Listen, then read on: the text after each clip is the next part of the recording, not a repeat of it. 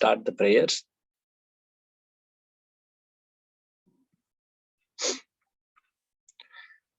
Om Ajnanatimirandhasya Gnananjana Shalakaya Chakshurunmilitam Yena Tasmai Shri Gurave Namaha. Shri Chaitanya Manobhishtam Sthapitam Yena Bhutale Swayam Rupa Kada Mahyam Dadati Swapadantikam Vandeham Shri Guru Shri Yuta Padakamalam Shri Gurun Vaishnavamscha Shri Rupam Sagrajatam Sahagana Raghunathan Tam Sajivam Sadvaitam Savadhutam Parijana Sahitam Krishna Chaitanya Devam Shri Radha Krishna Padan Sahagana Lalita Shri Vishakhanvitamscha Nama Om Vishnupadaya Krishna Preshtaya Bhutale Shrimate Bhaktivedanta Swaminiti Namine Namaste Saraswate Deve Gauravani Pracharine Nirvishesha Shunyavadi Paschatya Deshatarine Namo Mahavadanyaya Krishna Prema Pradayate Krishnaya Krishna Chaitanya Namne Gauratvishe Namaha. He Krishna Karuna Sindho Dinabandho Jagatpate Gopesha Gopika Kanta Radha Kanta Namostute Tapta Kanchana Gaurangi Radhe Vrindavaneshwari Vrishabhano Sute Devi Pranamami Hari Priyai Vancha Kalpatarubhyascha Kripa Sindubhya Evacha Patitanam Pavanebhyo Vaishnavebhyo Namo Namaha. Jaya Shri Krishna Chaitanya Prabhu Nityananda Shri Advaita Gadadhar Shri Vasadi Gaura Bhakta Vrinda Hare Krishna Krishna Krishna Hare Hare Hare Rama Rama Rama Hare Hare. Hare Krishna. Welcome all devotees for our Bhagavad Gita discussions. Once Srila Prabhupada was invited for Gita Sammelan. I think it was in Indore. Yeah. And it was a big gathering of followers of Bhagavad Gita, or maybe we can say those who are teachers of Bhagavad Gita. Many people were there, many swamis of different movements. They were also invited, and Srila Prabhupada had become very famous, especially because of the Western disciples who were traveling with him in the country of India that time. And he was also invited, and they saw that he could be the major attraction for the event. And Srila Prabhupada went there, and there was gathering of so many people who were talking something which is not exactly what Krishna wanted to tell in Gita. And it went on and on and on for a long time. And there was no mention of the name Krishna in their discussions. Prabhupada was very angry. At the end, when it was turn of Prabhupada to speak, Prabhupada started telling in Hindi the pure Krishna conscious philosophy, defeating all the so-called explanations of Bhagavad Gita, which were actually Mayavad. And he was going on and on. At one point of time, he directly told, present the will of Bhagavad Gita as will of Krishna. And then he boldly told the Sarva Dharman verse and asked all the devotees to chant the Sankirtan, to do the Kirtan. And practically by this presentation of Srila Prabhupada, the organizers were not happy. But the people who were there in front, they clearly understood that this Swamiji is telling the true Bhagavad Gita explanation. He's representing the Bhagavad Gita as it is. And then, of course, the organizers were not happy, but Prabhupada made devotees do the wonderful Sankirtan. The whole crowd actually took part in the Sankirtan. They were so happy. And after the program, Prabhupada came back to the room, and where he was telling, just see, they want to speak about Bhagavad Gita, but there is not even one photo of Lord Krishna in the discussion about Bhagavad Gita. When we go to any school or any office, we see some photos of some leaders who have, like, say suppose we go to a school or an office, we see some people who have written constitution, who have done some good governance of the country in the past. People remember and put their photos. And here it is very clear that Lord Krishna was a speaker of Bhagavad Gita. And they are not even acknowledging that basic fact, that yes, the speaker is Lord Krishna, he is called Bhagavan, he is the goal of Bhagavad Gita. So Prabhupada was very angry with such, in fact, he would call envious explanations, misinterpretations like that. So if we have to deeply understand this, that Sri Prabhupada writes this in the introduction itself, at least theoretically understand that Lord Krishna is the supreme personality of Godhead when we go to read Bhagavad Gita. That should be the first step in reading Bhagavad Gita. Let's offer our prayer to the speaker of Bhagavad Gita. Prapanna parijataya totravetraikaparnaye Gnanamudraya Krishnaya Gitamritaduhe Namaha. We are now in the third chapter of Bhagavad Gita. Can someone quickly recollect what we have discussed so far, the highlights? What section we saw? We saw two sections actually of third chapter. Can anyone recollect quickly? Working in devotion or renunciation? Working in devotion versus renunciation. There was that, arguments for both of them. Yes. Should Arjuna renounce? What's the reason for Arjuna to fight? We saw in the first 9 shlokas. Very nice, very good. Any other part we saw? In the discussion before?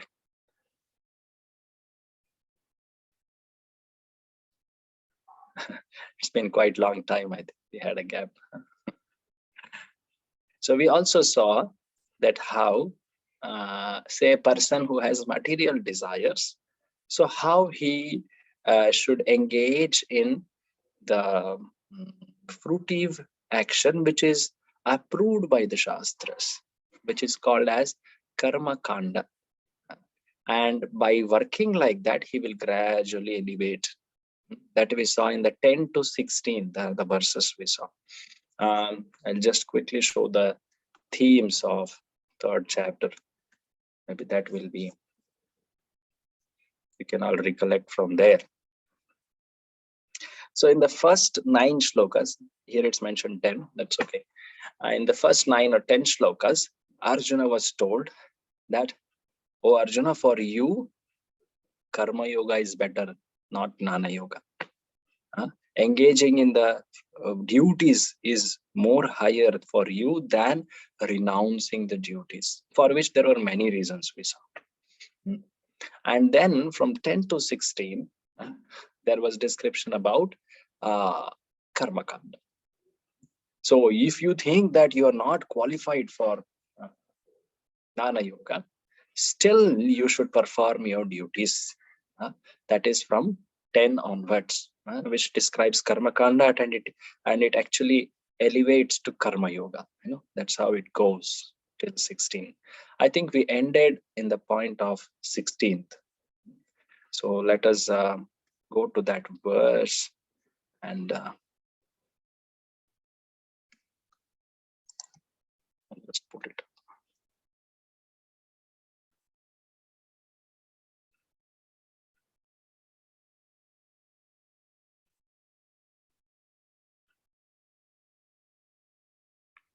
Yeah.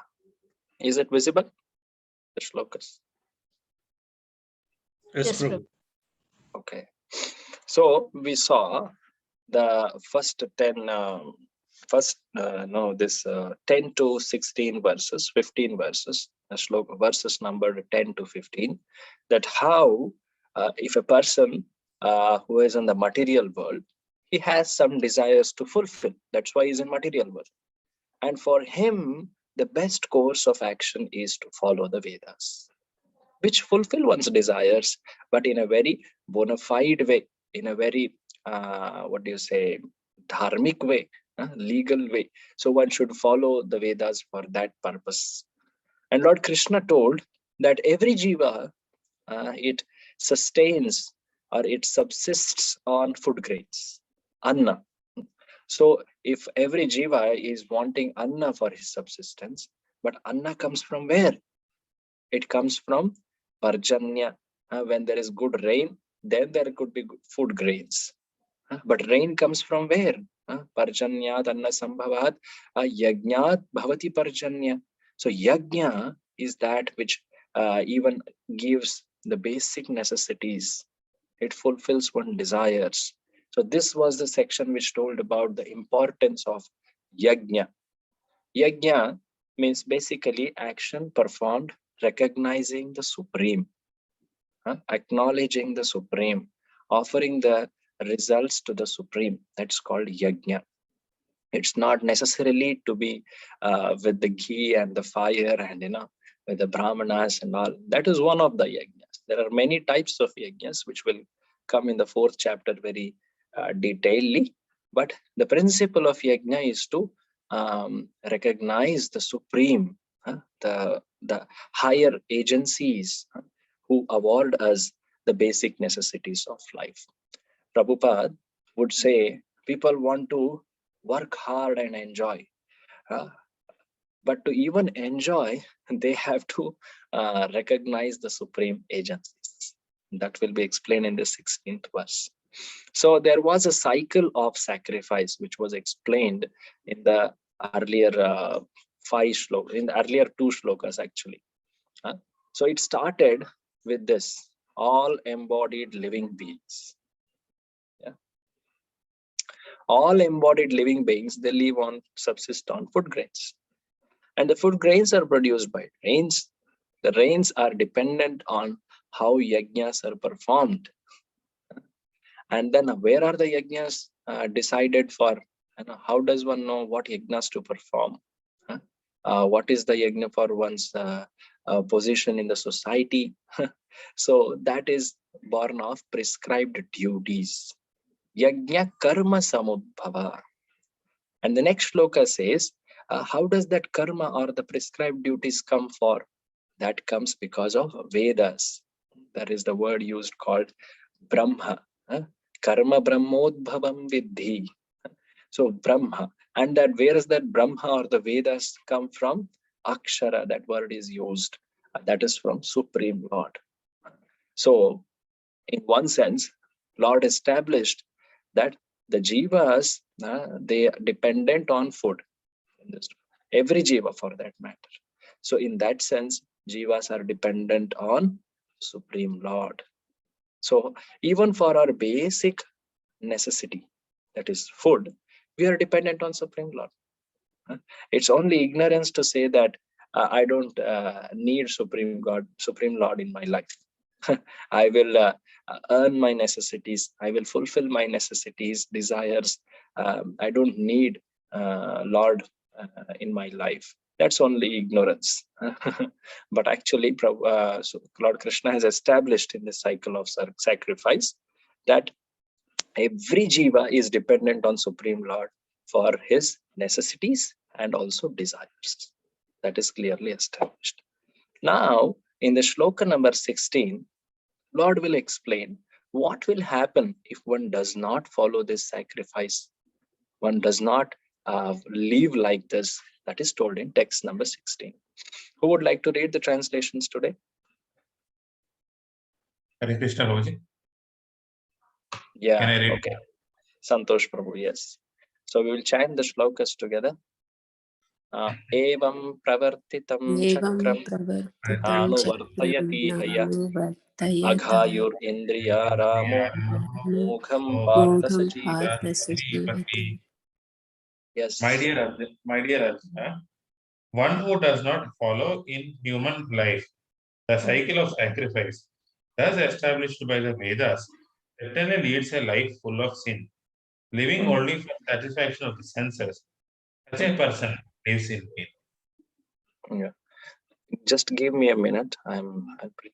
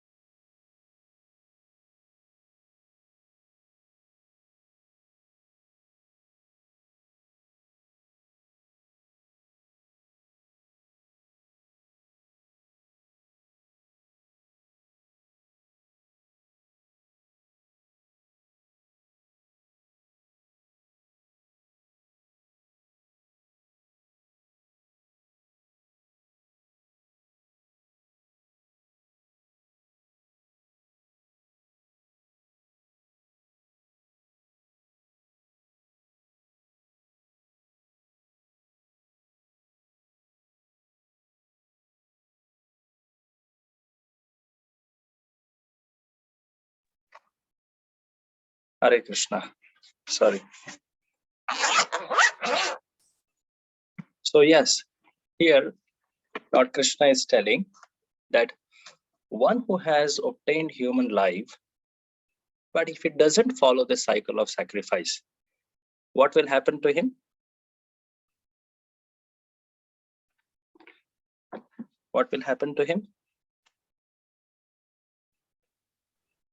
He will incur sin. Yeah, he will incur sin. That's true. He will incur sin, and such a person lives in vain. See, the shloka, the actual shloka says,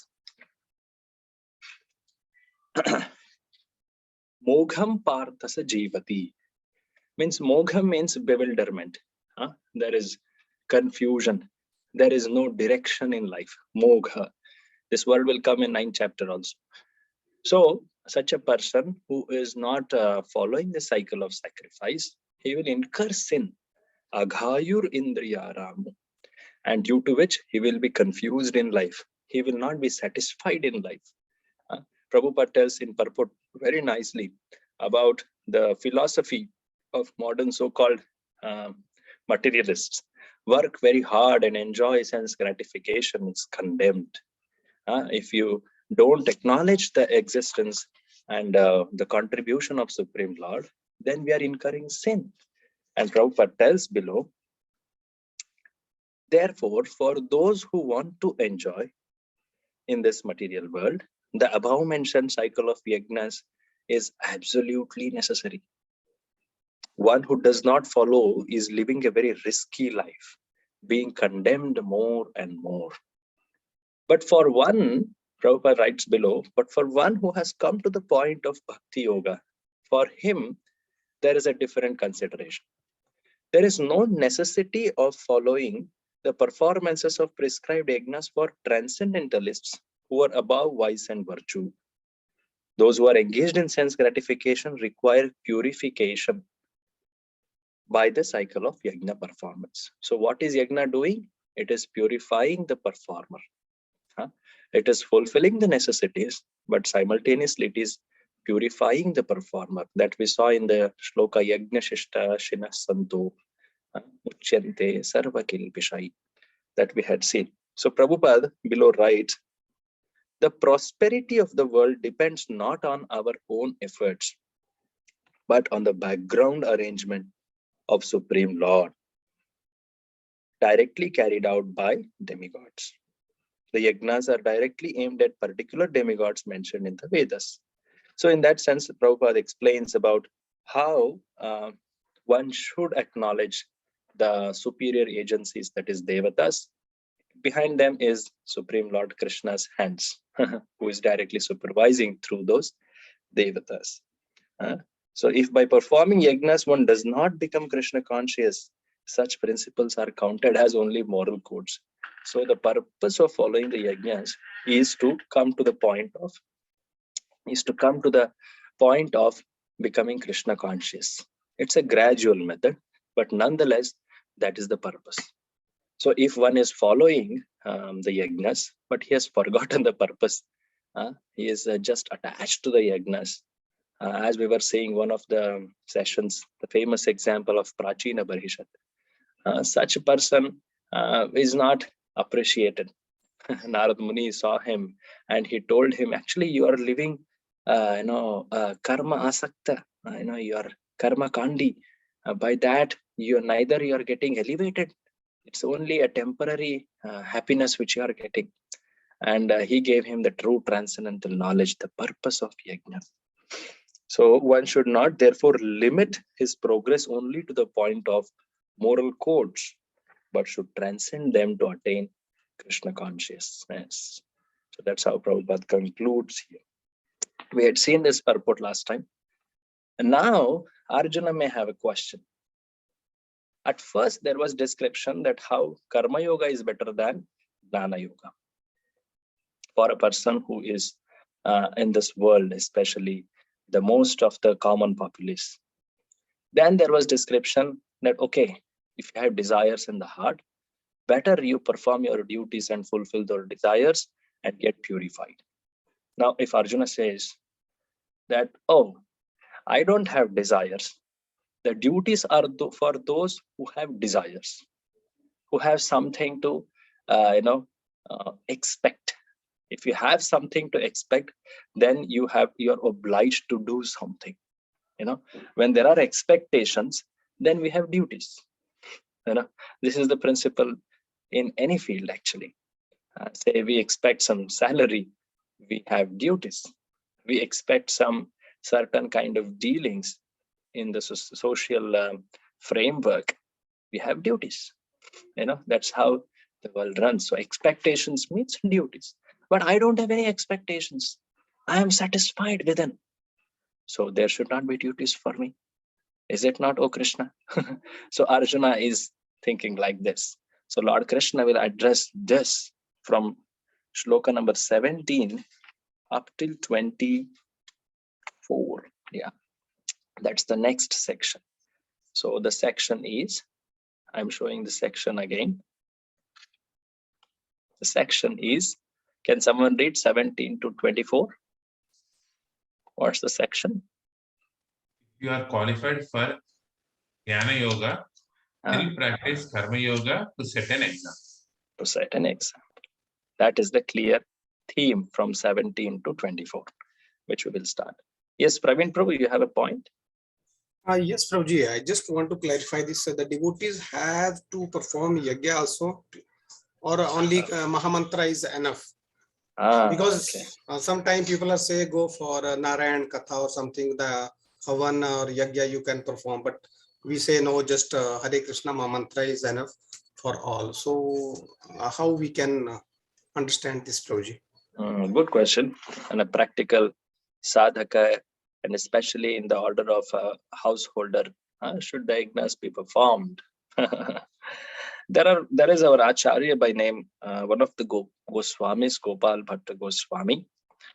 He has written the book called Satkriya Saradipika, wherein he explains about the Vaishnava samskaras, the yajnas, which should be performed by householders, grihasthas. Especially this is required for the ashrama of grihasthas, because that's one of their duties. And since they are living in the world and they have debts towards many agencies, and we are all practicing devotees, we are not fully sarvatmanaya sharanam sharanyam. There was one shloka which we had seen, devarshi bhutaptandrinam pitrinam, one who has surrendered fully in all one's heart and soul to Lord Krishna, he is freed from all the debts for devatas, for the other human beings, for the pitrus, for the like that. There are so many rishis and all. So Srila Prabhupada has given some directions here. What are the yagnas which are necessary? He has even told about some samskaras also. So this should be performed according to the faith of that personality, the one who is practitioner. So it should be performed in guidance. That is why. So there is one concept which is going to come here. I will come back to your question after explaining that concept. That concept is called Sanishtita, Parinishtita, and Nirapeksha, which we will discuss in shloka number 19 or 20. I will come back to that. Is that okay, Sure, Prabhuji? Yes, Yeah, Prabhuji. because that I will break the sequence otherwise. So good question. Keep a note of it.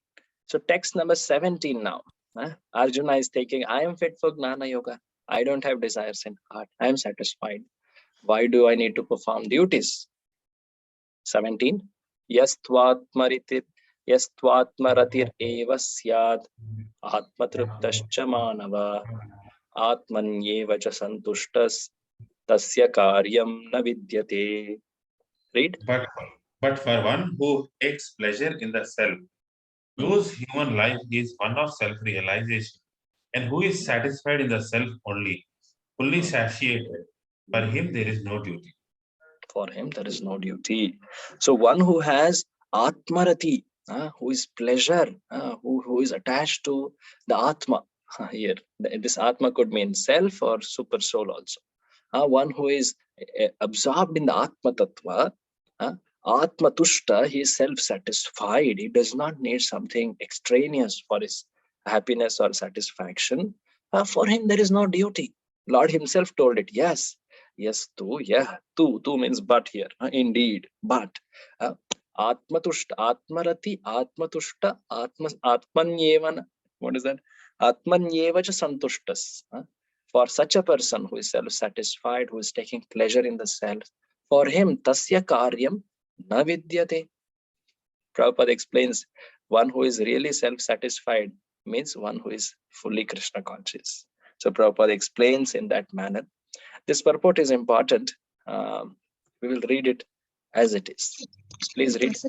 Krishna conscious and is fully satisfied by his acts in Krishna consciousness, no longer has any duty to perform. Please read the full purport. A person who is fully Krishna conscious and is fully satisfied by his acts in Krishna consciousness no longer has any duty to perform. Due to his being Krishna conscious, all impiety within is instantly cleansed, an effect of many thousands of yajna performances. By such clearing of consciousness, one becomes fully confident of his eternal position in relationship with the Supreme. His duty thus becomes self-illuminated by the grace of the Lord, and therefore he no longer has any obligations to the Vedic injunctions. Such a Krishna conscious person is no longer interested in material activities and no longer takes pleasure in material arrangements like wine, women, and similar infatuations. Hare Krishna. So please point out the reasons why a Krishna conscious person has no obligations to Vedic injunctions. Please point out the reasons from this purport in step by step or so. Why? Because he is confident of his impiety is cleansed. His impiety is cleansed because of the performance of Krishna consciousness. His impiety in the heart, the impurity in the heart, the sinful propensities are cleansed. Nashta prayeshu abhadreshu, all the abhadras are cleansed. Very good. Then what happens? fully confident of his eternal position. He is fully confident of his eternal position. So his the Sambandha Gnan becomes very strong, that he understands that yes, actually I am spirit, soul, and eternally a servant of Krishna. My duty, when one realizes the position, one naturally understands one's duty. When one understands that he is a policeman, his position is police, then he naturally understands his duty of being a policeman. Now here, eternal position, that is servant of Krishna, then naturally one understands, so I have to act in the role of that eternal servant. So he performs service, which is his eternal position. Then what happens? He's self-illuminated. Then he's self-illuminated. Means there is knowledge that dawns in him by the very performance of devotional service itself. The gnana and vairagya, all that is naturally awarded. And that is why, therefore, he has no obligations to Vedic injunctions. I made this to be read because this is one of the questions in your handbook. Okay, why does a performer or a Krishna conscious person has no obligations to Vedic injunctions? Please note that. Now, Lord Krishna goes on to say next, Naivatasya kritenartho na kriteneha kaschana nachasya sarva bhuteshu kaschidartha vyapashraya. A self-realized man has no purpose to fulfill in the discharge of his prescribed duties, nor has he any reason not to perform such work, nor has he any need to depend on any other living being. Naiva tasya kritena artha. So by performing duties, he has no purpose to fulfill. True. One who is Atma Santushta, Atma Tripta, self-realized, self-satisfied person, he does not have a purpose to fulfill by discharge of duties. Now, Lord Krishna tells the next line, very nice.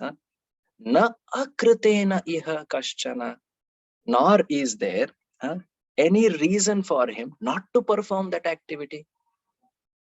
Because anyway, he is not going to get entangled, right? Already that knowledge has done, he is satisfied with it. So by performing that activity, what is he losing? There is nothing that he is losing. Na chasya sarva bhuteshu. He doesn't have any need to depend on others.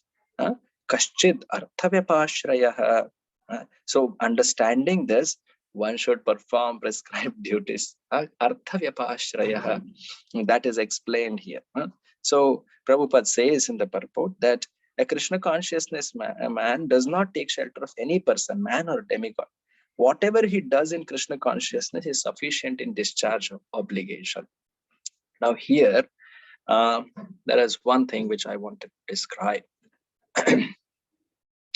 Our Acharya Bhaktivinoda Thakur explains there are three types of people who are following the Vedic regulations. First one is called Sanishta, Sanishtha, Nishtita, means one who follows the duties to fulfill his necessities or desires or his expectations. We saw that there, is it not? One who has expectations has duties, and that we clearly saw there. So he follows his duties of Varna and Ashrama to fulfill his necessities, to fulfill his desires, to fulfill his expectations and obligations, all that you can put. That person is called Sanishtita, Sanishtita Bhakta. He is following Vedas. Now, second person, type of person, he, for him, there is an awakening of transcendental knowledge. Means you can correlate, he is practicing devotional service. By practice of devotional service, he has come to a stage wherein he doesn't need to, he doesn't have any desires to fulfill by practicing his duties. Usually people follow duties to fulfill their needs or desires. Say a Brahmana or a Kshatriya in the Vedic times, they perform their duties because they have that nature. That nature, by engaging that nature, they earn their livelihood properly in a dharmic way, and they gradually get elevated. That's the Varnashrama's main purpose, elevation by proper engagement. That is the core of Varnashrama. So here, the second type of person is called Parinishtita. He does not have desires. He is purified actually of the material desires or expectations or like that. He is fully dependent on Lord Krishna, but yet he follows the duties of Varnashrama for a different reason. That reason Lord will tell now. That reason is to teach to the society, to the general mass of people. Parinishtita Bhakta is called. There is third category. Okay, let me revise. First one. Sanishtita. What is Sanishtita? Follow his duties as expected to fulfill his desires. Very good. Sanishtita means he has desires, expectations and all. He performs duties. Second one. Parinishtita, he doesn't have any desires because he is purified, yet he follows the Vedic duties to teach the masses. Very good. Very clear, Praveen Prabhu. Exactly. Now the third one, you can naturally understand. Can someone continue? Make the thought further. Performs duty only for Krishna. Okay. Even the second one is performing for Krishna only, for purpose of pleasing Krishna. Third one, he is so absorbed in transcendence and Krishna consciousness that he is indifferent. He need not follow the Vedic regulations or duties, Varnashrama. He has actually attained the goal of following the Varnashrama.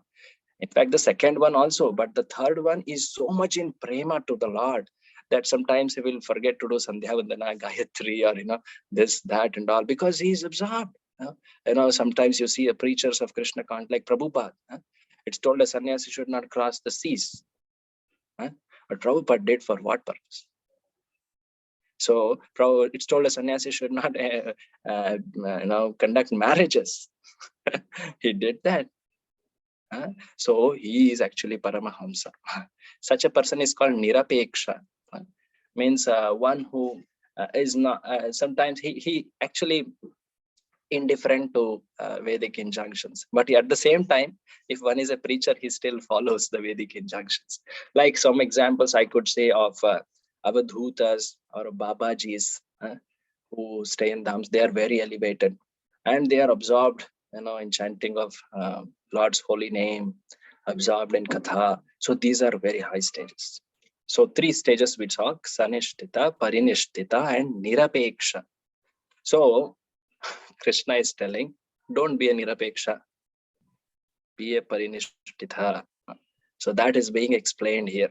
So in the texts coming from 19 to 24, there is the description of, hey Arjuna, even if you don't have any desires to fulfill, you should follow the duties to teach the public. It's a very important injunction here. People in general cannot follow the example of renunciation.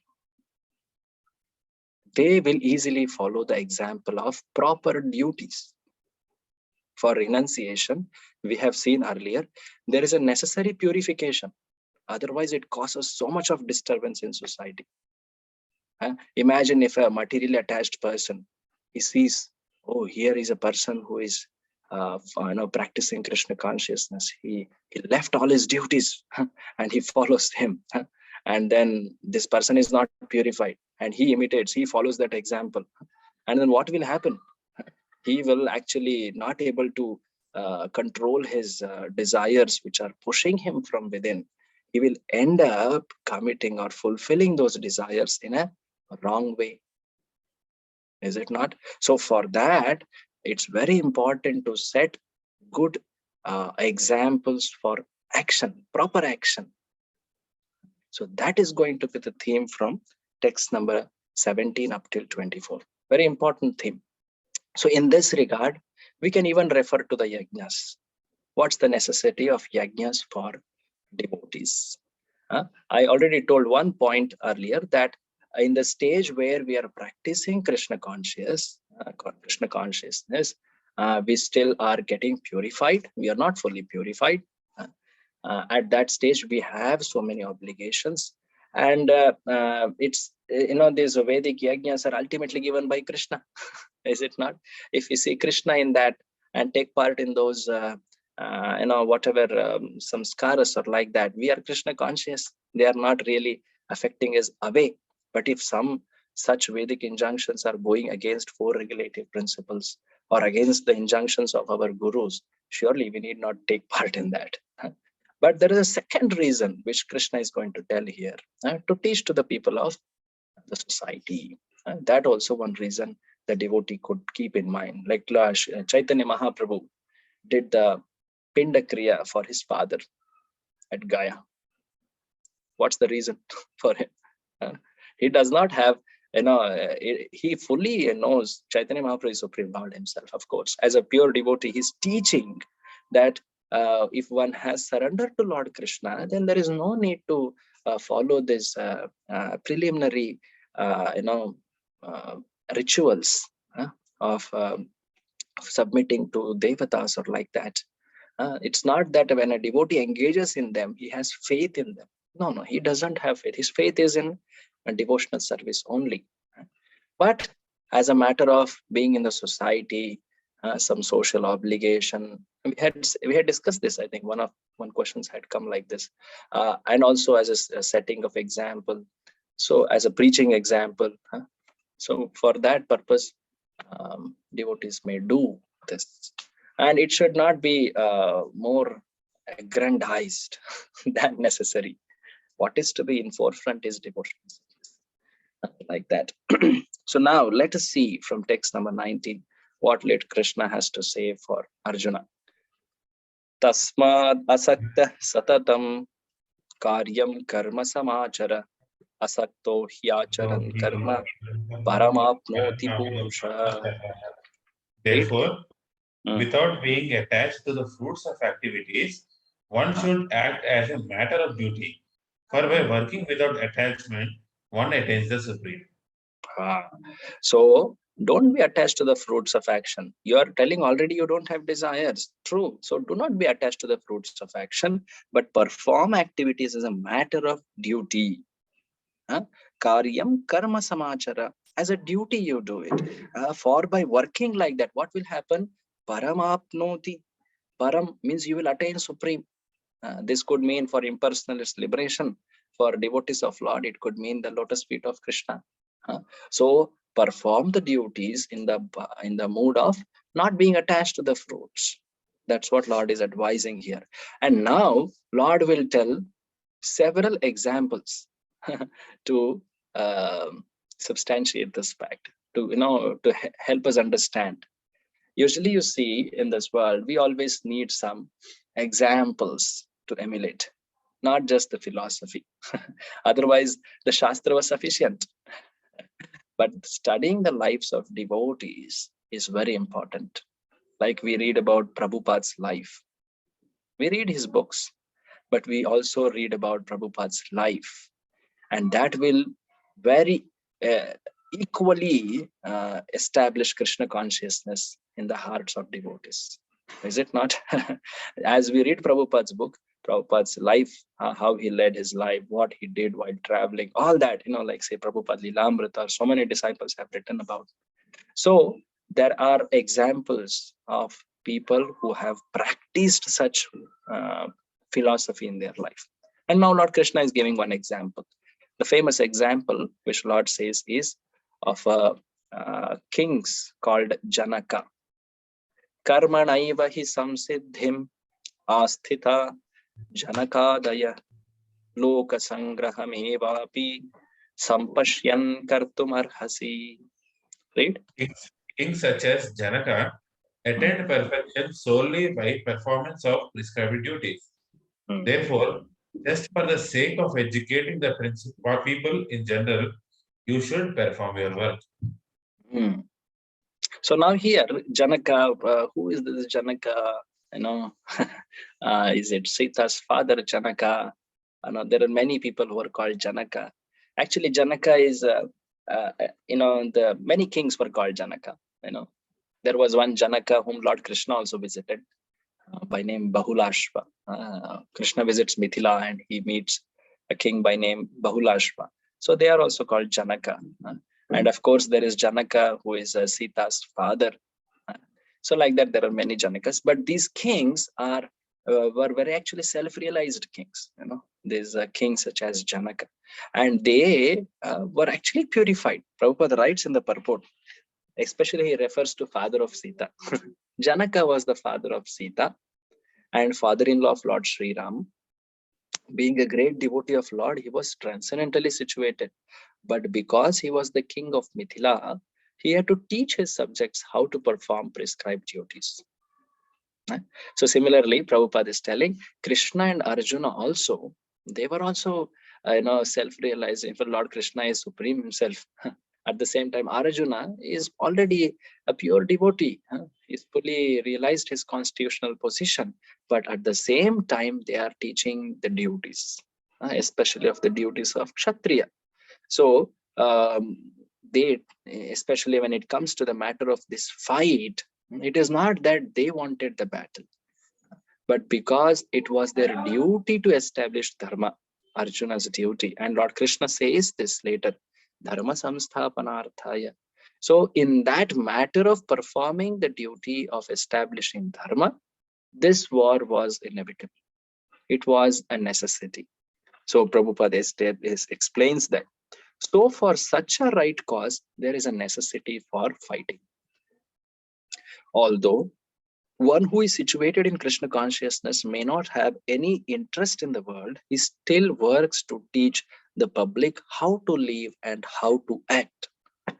Experienced persons in Krishna consciousness may not have any, can act in such a way that others will follow. And this is explained in the following verse. So Lord Krishna says that famous verse which comes next. Yad yad acharati shreshthas tad tad evetaro jana tayad pramanam kurute lokas tad anuvartate. Yes. Whatever action a great man performs, common men follow. And whatever standards he sets by exemplary acts, all the world Pursues. Yes. So once Srila Prabhupada was, one press reporter had come to meet Srila Prabhupada, and he was asking about different philosophies. He was asking, what is this Krishna consciousness? What is this Buddhism? All this, that, and all. And Prabhupada explained, to some extent, different paths and all. At one point of time, Prabhupada was explaining the need of following a spiritual path. Then that reporter, lady reporter, she was telling, but at the same time, Swamiji, the philosophy, she was going to that matter. At one point of time, Prabhupada made that statement, philosophy without character has no meaning. Philosophy without character has no meaning. His Holiness Radhanath Swami Maharaj repeats this statement in many lectures.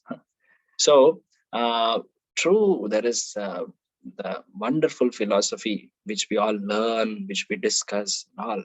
But when it comes to actions, it should be in good character. And that good character is taught by the leaders, by the actions they do, by the priorities, the emphasis they give. That's the things which people catch. All the common men follow whatever great men do, whatever great men speak. They standards they do, they establish like that. At this point, I would like to ask, by seeing Prabhupada's actions, his hearing his lectures, what do you think are the priorities that he has given us? Just by seeing his life, hearing his words, what are the things he repeatedly says or he does like that? What are the different aspects of spiritual life? Instructions of his guru as life and soul. Okay, following the guru, he says, he repeatedly says that, yes, Prasada, he speaks about it, he did it. Yes, that's very good. Anything else? Distribute my books. Distribute my books. You can see that so many times he's telling, this gives me the greatest pleasure. One can please me the most. So many statements like that. Yes, anything more? He would recognize each and every person's effort. Appreciate every devotee, even devotees' smallest efforts he would appreciate. Very good. Yes, that also we see in his actions. Anything more? Prabhuji, leading by example, whatever he taught his disciples, he did it all by himself, either cooking or taking care of devotees or taking care of his guru. He showed everybody how to do it by examples. Yes. And showing affection. Everyone he is very affectionate with. Like we hear that famous example, Prabhupada was being worshipped in the Guru Puja time in Mayapur. That time Prabhupada was personally there, so they were worshipping him in the Arati. And Prabhupada had noted one disciple of his was limping the day before. He had an injury in the leg. So Prabhupada calls him, he sees him during the Guru Puja, he calls him and he tells him, what are you doing for your leg? In fact, suggests him medicine when the worship is going on. And then he tells him to take care of his body properly to serve Krishna. So these actions, they speak a lot. What he has written in his books, surely they are the greatest transcendental knowledge. But the actions he did, they also spoke a lot. So when we see acharyas, that's why the word achar, yad acharati, and one who teaches by example is called acharya. He is called acharya. He is a natural leader of the society. Of course, Prabhupada tells there are many leaders of society. Let's read that. Yeah, a leader cannot teach the public to stop smoking, Prabhupada gets to the practice. To stop smoking if he himself smokes. Lord Chaitanya said that a teacher should behave properly before he begins teaching. What's that famous line? Apani achari prabhu jivera shikhaya. So Lord Chaitanya taught to the world by his achara. Apani achari prabhu jivera shikhaya. So one who teaches in that way is called acharya. So that's the ideal teacher. So a teacher must follow the principles of Shastras to teach common man. And Prabhupada goes on to explain where are these principles of Shastra? Where can we find such principles for common people? There are revealed scriptures like Manu Samhita and other standard books to be followed by human society. The leader's actions, teaching should be based on these standard books, principles of such standard Shastras. So Srimad Bhagavatam also affirms that one should follow in the footsteps of great devotees. Mahajano yena kata sapantha. That's the way to progress. So Prabhupada says, who are the natural leaders of the society? The king or the executive head, the father, the school teacher are all considered to be natural leaders of the innocent people in general. So all such natural leaders have great responsibility to their dependents. So they must be conversant with these books of moral and spiritual codes and act according to those principles. That's the main essential point Prabhupada is telling here. Any questions or comments?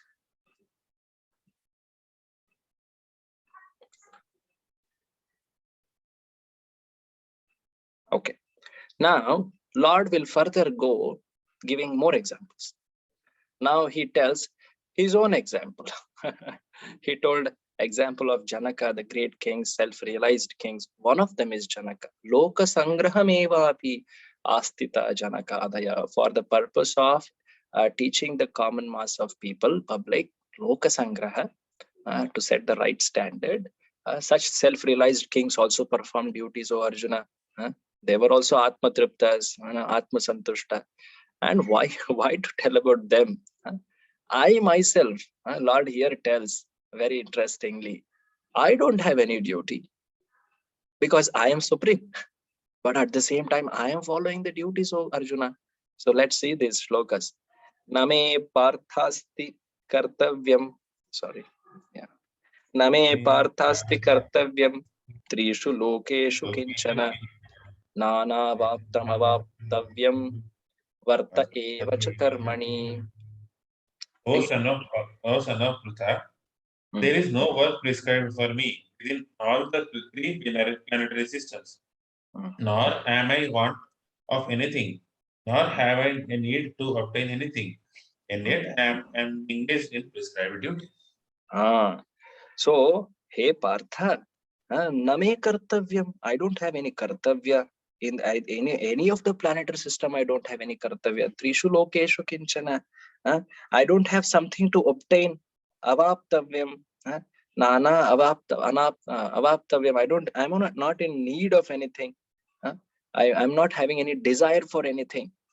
Naturally, I don't have to perform any duties. Yet, varta eva cha karmani. I am still engaged in prescribed duties. Prabhupada tells in the purport, he establishes the position of Lord Krishna. Quoting from many scriptures, he tells how Supreme Lord, he is the Deva, he is the Deva of all the Devas, Ishvara of all the Ishvaras, Tamishwaranam Paramam Maheshwaram. He is the Devata of all the Devatas, Tam Devatanam Paramam Cha Daivatam. He is Patim Patinam Paramam Parastat Vidama Devam Vaneshamityam. So he is the supreme. There is no need for him to worship these other agents like devatas by these yajnas or by these duties or like that. And in fact, he goes on to say, Natasya karyam karanam cha vidyate. I don't need to perform any duties because I am supreme. Natat samaha cha adhika cha drishyate. There is no one equal to me or higher to me. If there is someone higher to me, then I have to naturally please him. I have to follow that supreme higher to me, but there is none higher to me. That famous, what is that? Is it not? What is it? I'm forgetting. So basically what it means is there is none higher to me. Mattaha parataram na anyat. There is none superior to me. Parasya shaktir vividhaiva shruyate. Everything I am managing through my energies. So naturally I don't have any duties. So Prabhupada says Lord is his spiritual body. He's not obliged, he's not obligated to anything of this world. And then at the end he says, since everything is in full in Lord, all opulences, there is no duty for Lord to perform. One who must receive the results of work has some designated duty. Means one who wants some results, he has a duty. One who has nothing to achieve, he has no duty. Yet Lord Krishna is engaged in the Kurukshetra battle as the leader of Kshatriyas, because Kshatriyas are duty bound to give protection to the distressed. So he is above all the regulations. He does not do anything that violates the revealed scripture. This is an important thing to note. Once Lord Krishna became the natural leader of the society as a king, once he comes to Mathura or Dwaraka, he perfectly acted according to these all other scriptures like Manu Samhita or these things. In the association of his very loving devotees in Vrindavan, he performed activities in his full freedom. In his full freedom, he herded cows, he had nice fun, he had amazing leelas with his dear devotees like his father, mother, his gopis, all that. That was just pure exchange of love. There was no kartavya or karya karana bhava like that. There was no bhava like that. But when he became the king, he took that role of setting the standards. He in fact went to Gurukula. The first thing he did, there was no need for him to go to a guru and learn. And then he performed all the samskaras. He would get up early in the morning. There was one chapter in Krishna book, what all Lord did in the whole day. Any of you have read that? It's a very nice chapter. It describes what he was doing from early in the morning till late in the night or evening. He would get up early in the morning. He would meditate on himself. Usually one should meditate on Supreme, and Supreme is himself. So he would meditate on himself. He would do puja. He would take care of his children. He would teach them. At one place, Narada Muni also saw he was teaching his children something. He was sending them to teachers. He got them married. He gave good time to his wife. He went to the assembly. He heard his subjects. He resolved any matter of conflicts or disputes. So like this, Lord perfectly did his duties, as when he was the king. So there's no need for him to do, but he is doing it. So that's what he's telling here. And if he does not do, what will happen? People, what they will think? That he says in the next shloka. Can any other devotee read the translations from here? Yes, Prabhuji, I'll read it, Prabhuji. Okay, Praveen Prabhu. Yeah. So the shloka I'm reading, you can also recite, all of you. Yadi hyaham na varteyam jatu karmanya tandritah mama vartmanu vartante manushya partha sarvasha. Yes. Translation. For if I ever fail to engage in carefully performing prescribed duties, O Partha, certainly all men would follow my path. So if I don't follow properly, then people naturally take excuse of actions of superiors, of the kings, and they perform whatever they want in that excuse. He also did, people still, is it not? Some people say Krishna did Rasa Leela. Krishna stole the butter, or he did all these naughty activities, this, that, and all. So they take such excuse and they perform whatever they want, is it not? So there are many activities Lord Krishna did. So if one has to take his actions as the standards, then perform all those. Is it not? Prabhupada says he lifted Govardhan hill. He jumped from the mountains, which was 88 miles high. Show it by doing them. So Prabhupada would challenge like that. So the next shloka says that if I do not follow, if I don't perform prescribed duties, it will set such a wrong standard of living, and by which unwanted population will come. Have you remembered this word, unwanted population? Where had we heard this? In the first chapter, the last. Varna Sankara. This was one of the reasons, is it not? Destruction of family tradition. So we had seen that sequence, Varna Sankara. So Lord is telling, by not performing one's duty, one will set a wrong standard by which one will lead to Varna Sankara. This is the reason for Varna Sankara, Arjuna, not that you stop fighting, that will produce, if you fight, it will cause Varna Sankara. No, if you don't fight, it will cause Varna Sankara. So Lord says, Utsideyur ime loka nakuryam karma chedaham sankarasya chakartasyam upahanyam ima praja. Read. Translation.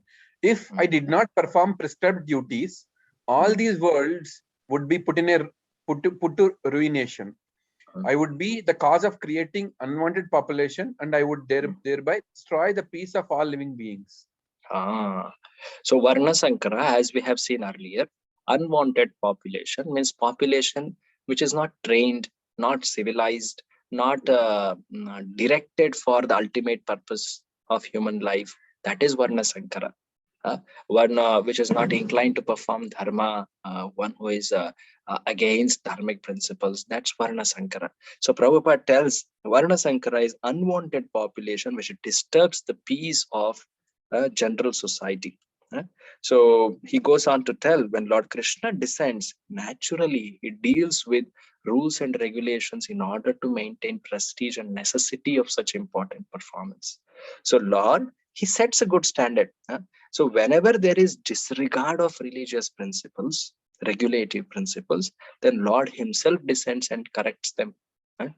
We know that famous verse which is actually coming in the next chapter. Dharmasya glani.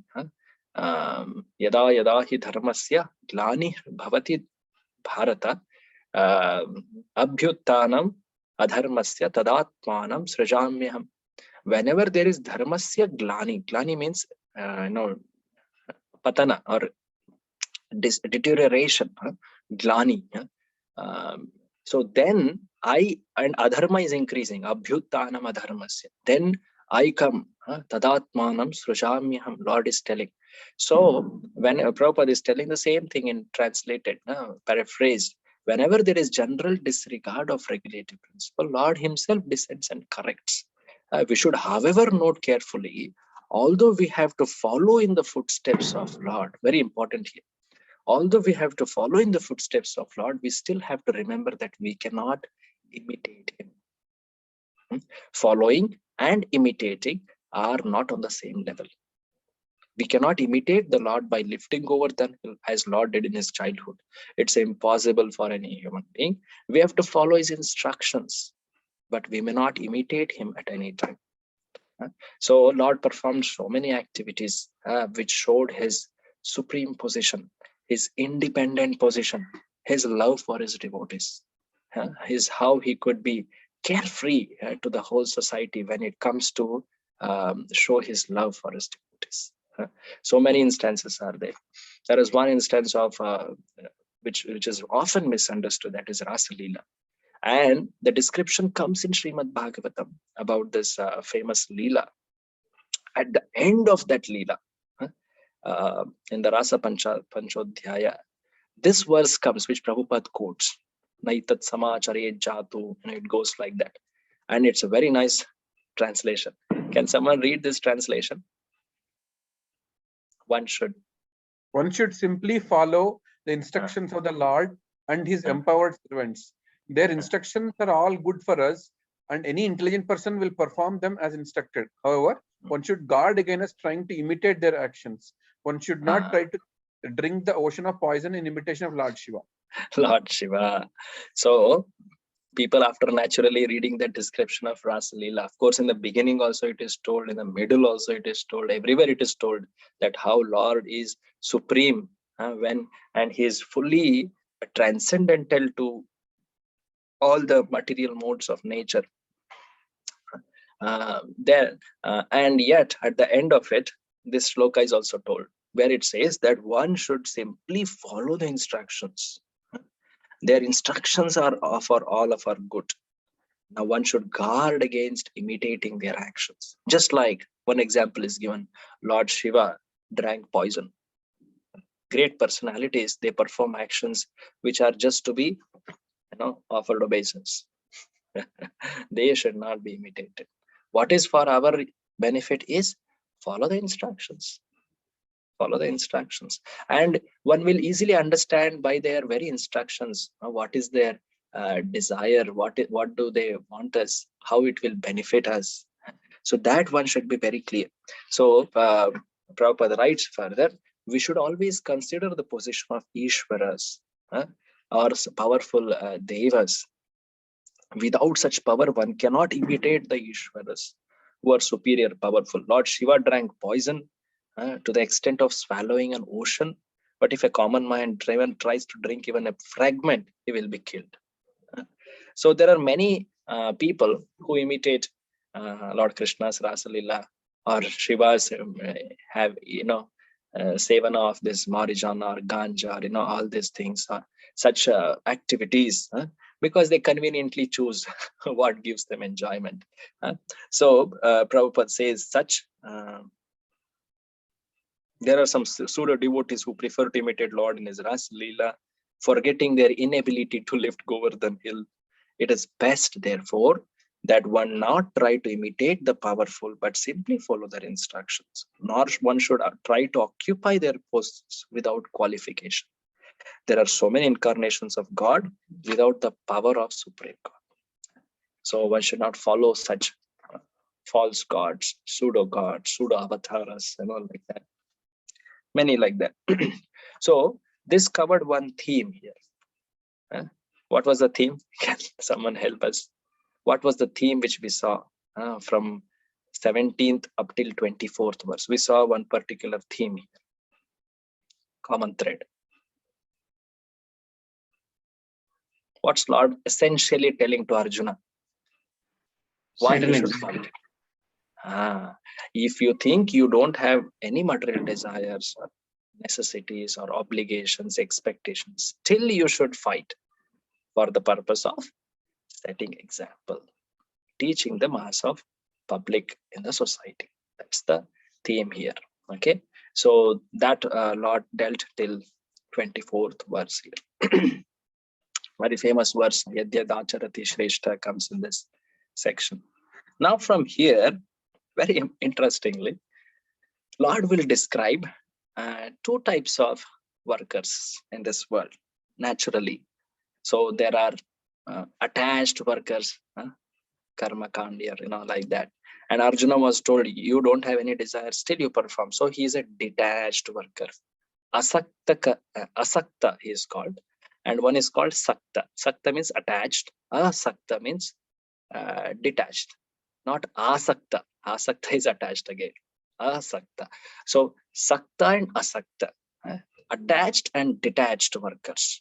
So there is going to be some description about these two types of workers, which essentially goes to tell the difference between karma kanda and karma yoga.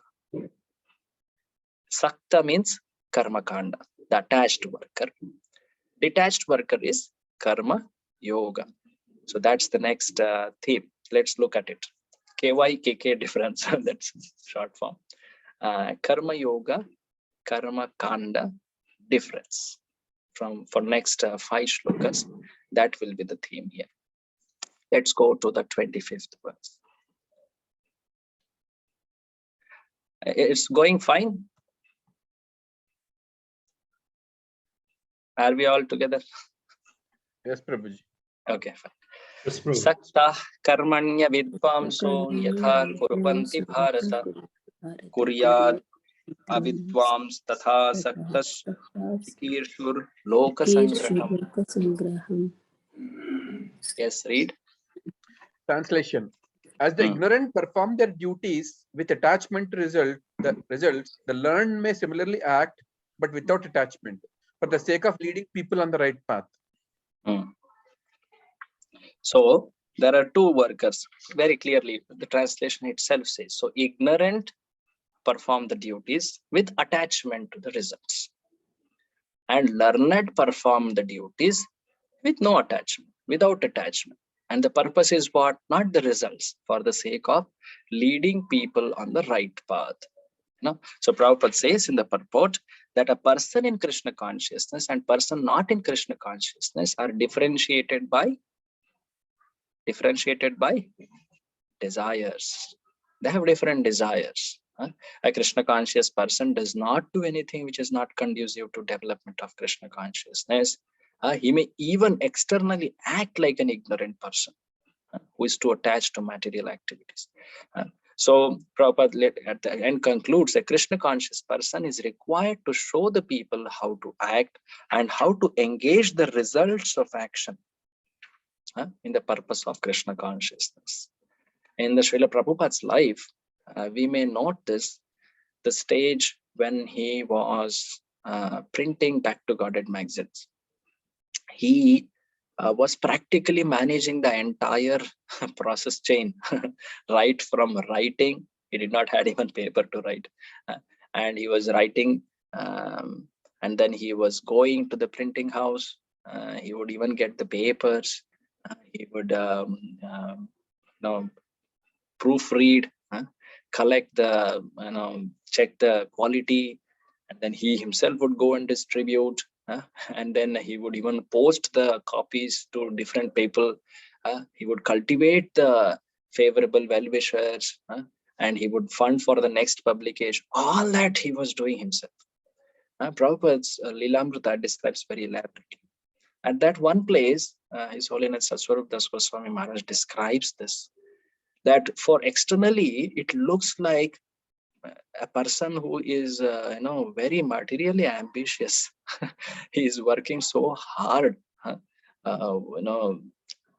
printing some magazine. He's trying to reach it to the people and get some money, print it further, this, that, and all. But he was not inspired or driven by any amount of personal desire, sense desire or sense gratification. It was purely for pleasing his Guru, pleasing Krishna. So a devotee externally may look very similar to any materially attached person. He may work with that amount of commitment to his kartavya. But what's the desire? What's the purpose behind it? To please his Guru, to set the right examples. Surely here Lord is mentioning. So to teach people how to act, to engage the results of action in Krishna consciousness. That's a very important contribution of devotees in the society. How to act and engage the results of action in Krishna consciousness. And that was taught. So now here, attached and detached workers are being described. And also there will be a discussion here about how detached person, that is karma yogi, nishkama karma yogi, or a devotee, how he should deal with attached people. How he should deal with attached people. So there are two different polarities in one sense, because the desires are completely opposite. Externally activities look similar. Now how the detached person, how he deals with the attached person, that's a very important thing to understand. How a devotee should deal with the people of the society. Natural, is it not? Very relevant. So now Lord will describe that from text 25 onwards, which just started. Text 26. Na buddhi bedam janayet agnanat karma sanginam joshayet sarva karmani vidvan yukta samacharan. Read. Translation. So as not to disrupt the minds of ignorant men attached to the fruitive results of prescribed duties, a learned person should not include them in top work.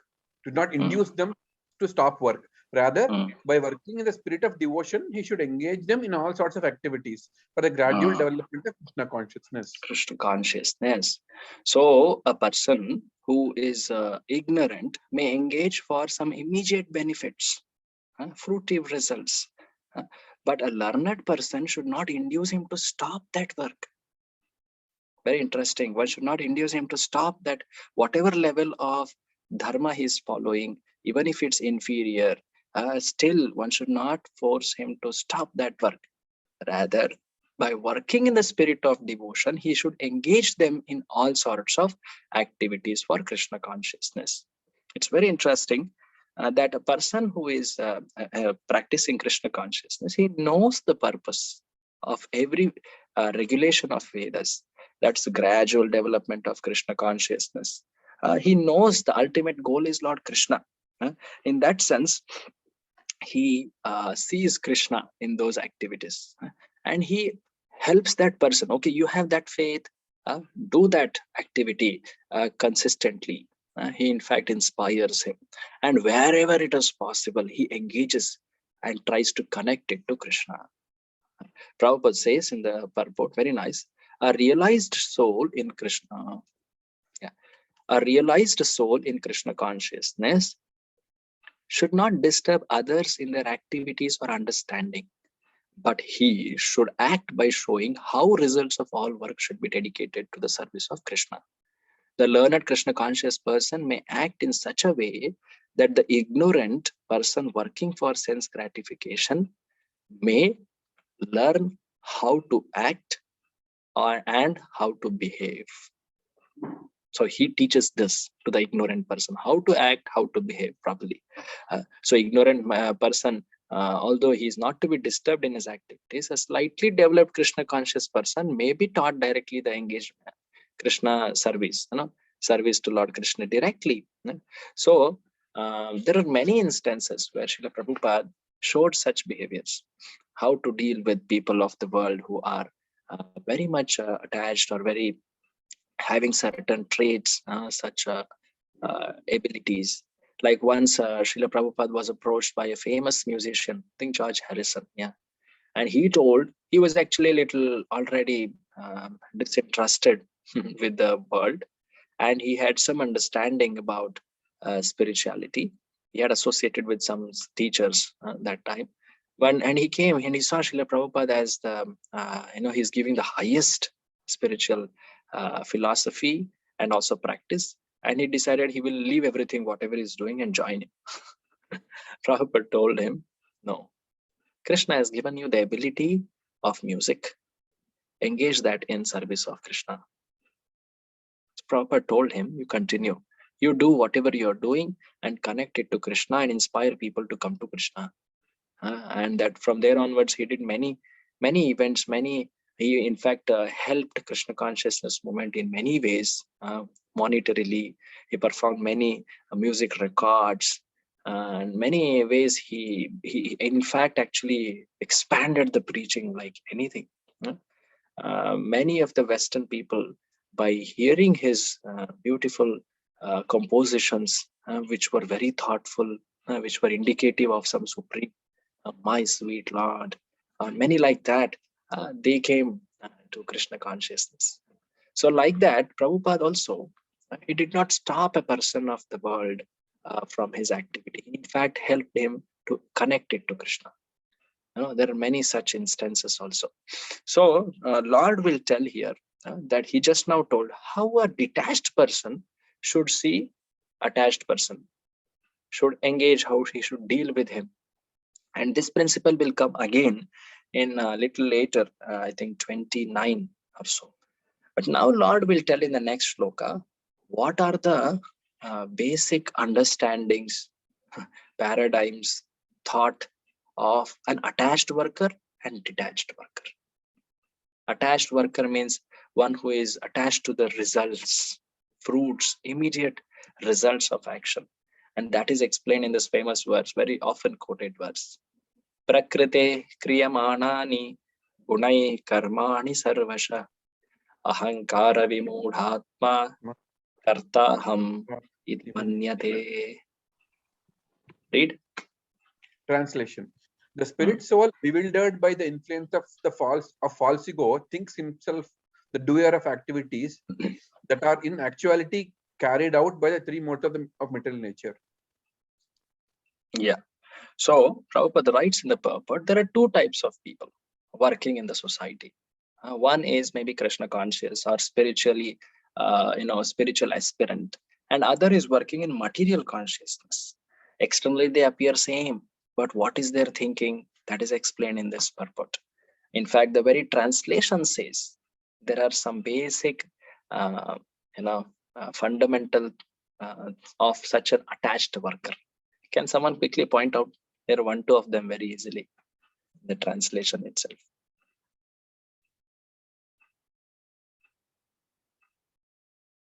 He thinks himself as the doer.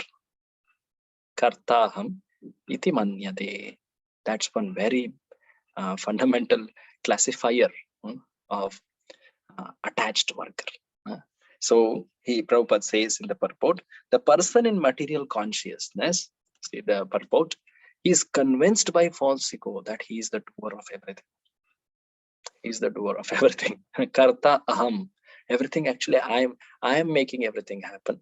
I am earning the wealth. I am building the empires or kingdoms or whatever my living. I make my destiny. Like this. They work hard and they say this is what is making it. And they do not understand that this body, which is functioning, is not just by their own ability. Much of the mechanism of the body, even one is not aware of. Like just we put food. Are we aware of how it is digested? How it is nourishing the body? No. So Lord Prabhupada says he is not knowing how the mechanism of body is working under the supervision of Supreme Lord. He has no knowledge that he is under the control of Krishna. He takes credit of everything. That's the symptom of his nescience. He does not know that this body is actually a creation of the nature. It is given to him. It's not that he has earned the body. Of course, karma is the one way of earning, but actually his only desire is the only jiva's, contribution. But everything else is provided. The Prakriti is providing, the Lord is providing. So like this, Prabhupada is explaining, the ignorant man forgets that Supreme Lord is the master of all senses, Rishikesha, and he does not use the senses ultimately. So like this, there are certain traits of attached worker. Though he is following the Vedas, in one sense, one can even see, even if one is evolved like that, but still he has this understanding that he feels he is the doer. He doesn't understand how the body is functioning. He thinks everything is happening because of his own abilities, like that. Now, on the contrary, how does a detached worker see? How does a person in Nishkama Karma Yoga see? That is explained in text 28. Tattva vittu mahabaho guna karma vibhagayo guna guneshu vartanta iti matva na sajjate. Read the translation. Translation. One who is in knowledge of the absolute truth, O mighty armed, does not engage himself in the senses and sense gratification, knowing well the differences between work in devotion and work in fruitive results. So can some points be pointed out from translation about the nature of such a detached worker? He is eternally blissful. Sorry, Prabhu? He is eternally blissful. Okay, he is eternally blissful. Okay. Okay. There are some more things which are evident. He's a knowledge of absolute truth. Tattvavit, the word is used. Tattva, he knows the tattva, the supreme Parama-tattva, knowledge of the absolute truth. He knows that.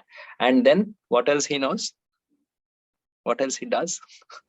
Difference between work in devotion and work for fruitive activities. He knows that also, the difference between what makes a work a devotional service and what makes it a karma, or which makes one bound.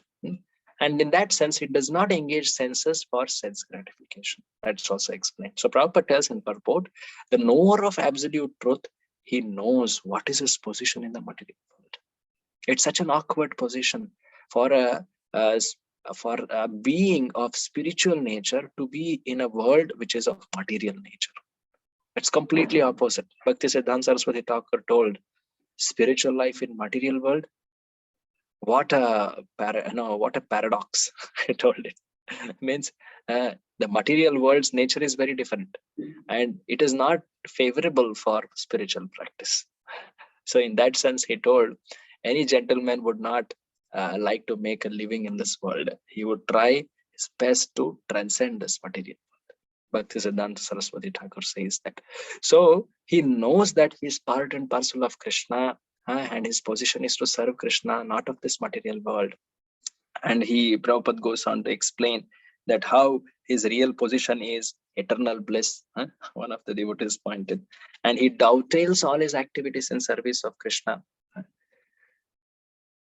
Yeah, he even knows the three different features of Paramatattva, that is Brahman, Paramatma, and Bhagavan. So these are the traits of detached worker. So we saw attached worker and we saw detached worker.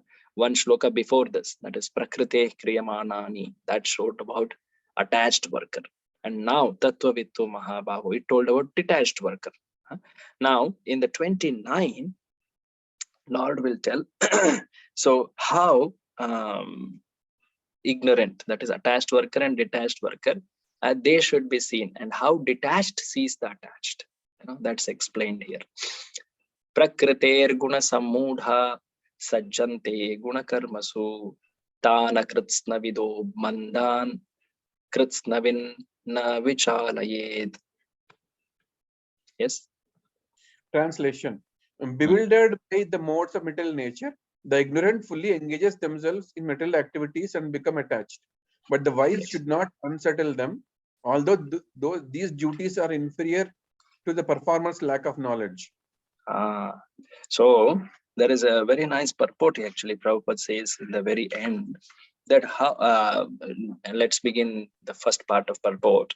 Prabhupada says that those who are ignorant, they are performing activities for some results. And they are bewildered by the modes of nature. They don't understand the nature of the material world. But at the same time, the wise people should not unsettle them. Very interesting word, unsettle them. Na vichalayet. Kritsnavin na vichalayet. See, the people of this world are addressed in this shloka as manda. Akritsnavin, the word? Akritsnavido mandan. Mandan, this word comes in Bhagavatam. Manda sumanda matayo, manda bhagya upadrata. Manda. Manda means dull. It has many explanations in Bhagavatam. Manda means one who is not cognizant of the self-realization, the purpose of life, who is lazy, who is unlucky. Many explanations are given in Bhagavatam for this manda bhagya, like that. So a lazy person without understanding of spirit soul is called as manda here. Prabhupada says, you may note that. Ignorant men think of body as self. They accept bodily connections as theirs. The land where they are born to be worshipable. They go, even sometimes, even if they go to spiritual places, they go only for some holy bath, dip, but not for some spiritual knowledge. So that is how they see even whatever activities, so-called welfare activities, social work, nationalism, altruism, they are all at that level only, extended sense gratification.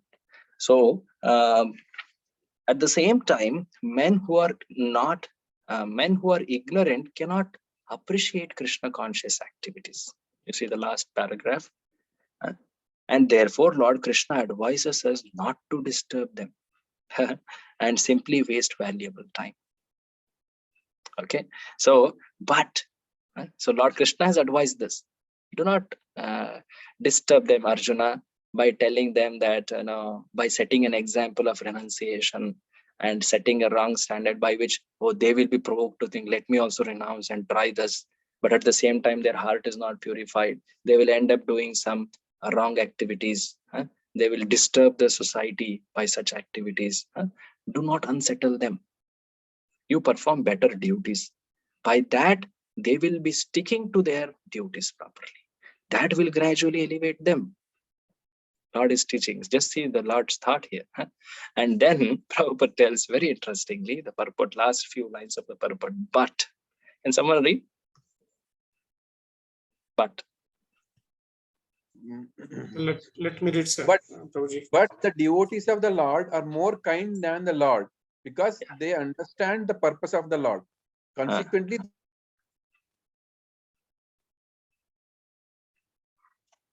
acts of Krishna Right. consciousness, Hmm. which are Yeah. absolutely necessary for the human being. Yes, they undertake risks even to the point of approaching ignorant men, and they try to engage them in acts of Krishna consciousness.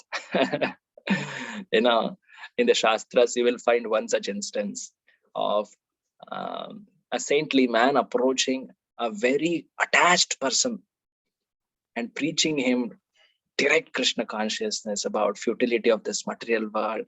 Better you leave this place and engage in Krishna consciousness. Understand some supreme goal of life, superior goal of life. Leave this place like that. You know any instance like that? Bhagavatam tells one instance at least. It's the Vidura Dhritarashtra Sambhad.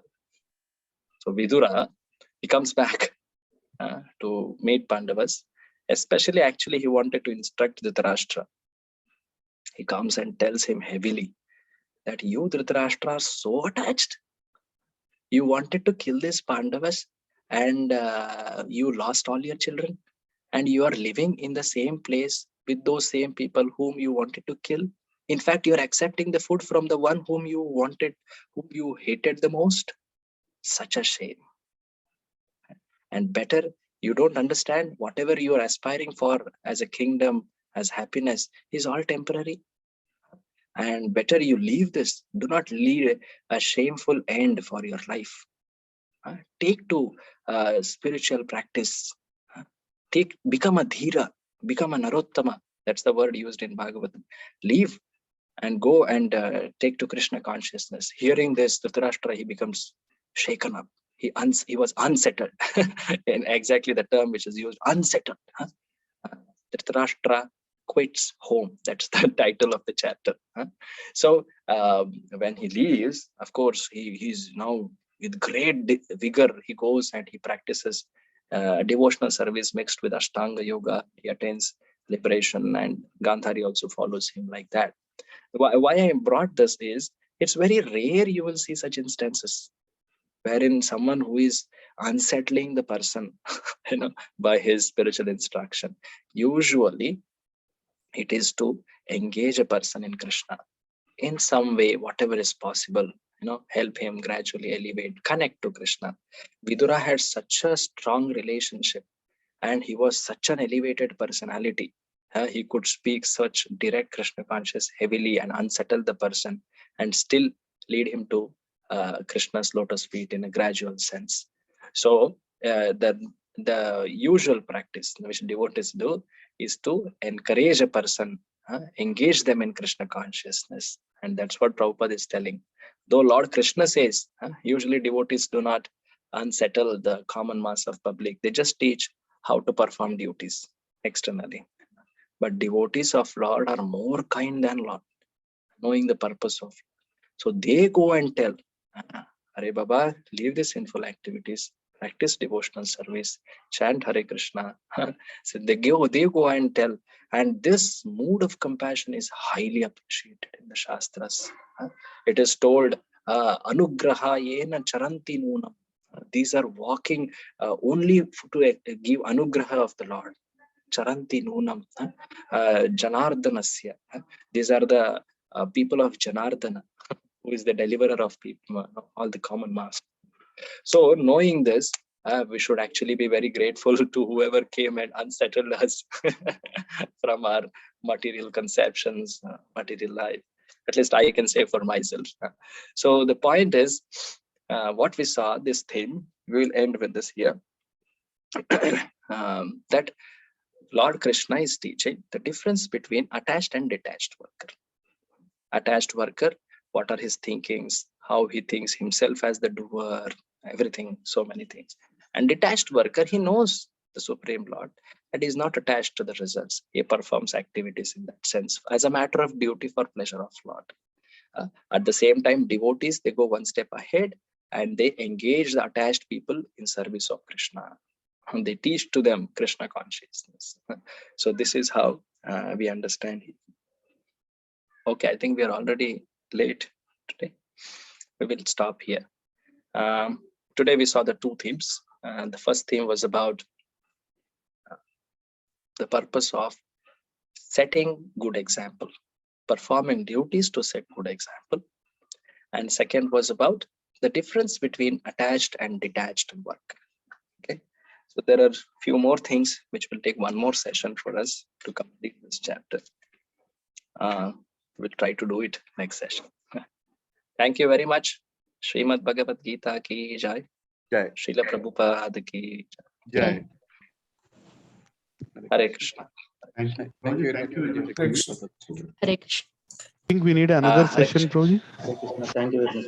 Hare Krishna. Yes, Leelanand Prabhu. Yes, Prabhuji. Prabhuji, sorry, we had to cancel the Friday session, Prabhuji, abruptly. Yeah. Actually, that's right. Gaurang Prabhu and there was a big I also program heard here. the lecture.